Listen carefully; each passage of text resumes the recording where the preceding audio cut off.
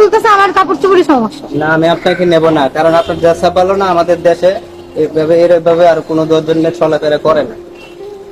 আচ্ছা আচ্ছা মামা শোনো, আমি তোমার কথা বলি। তুমি রিক্সা নিয়ে বেরোছো কেন বাইরে? আমি রিক্সা নিয়ে বের হয়েছি, আমার কাছে আমার যাদেরকে ভালো লাগে আমি তাদেরকে নেই, যাদের ড্রেস আপ ভালো আমি তাদেরকে তো নেই। তোমার তো এরকম কি সমস্যা?